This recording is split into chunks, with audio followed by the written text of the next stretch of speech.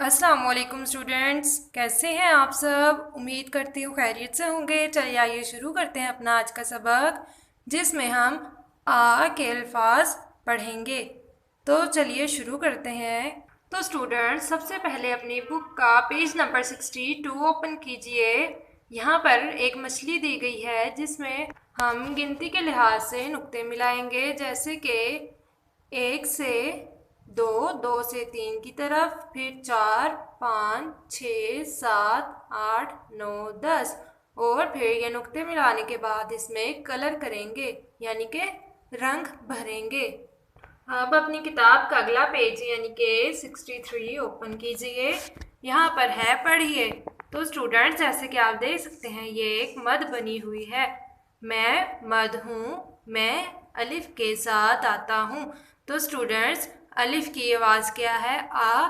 और जब हम अलिफ के ऊपर मद बना देते हैं तो उसकी आवाज़ हो जाती है आ। और इसको लिखेंगे कैसे? ऐसे। आप भी इसी तरह नुक्तों को मिलाते हुए इसे ट्रेस करेंगे। अब यहाँ पे आ के अल्फाज आ गए हैं।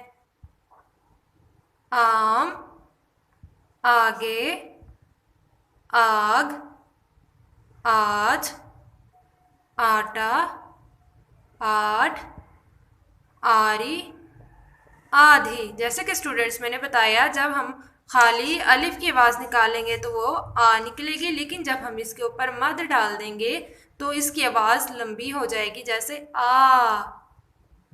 नीचे आइए, यहाँ पे लिखा हुआ है, लिखिए। यहाँ पर कुछ जुमले लिखे गए हैं और आपने इसको आगे लिखना है। ये आम काट दो, ये आम काट दो।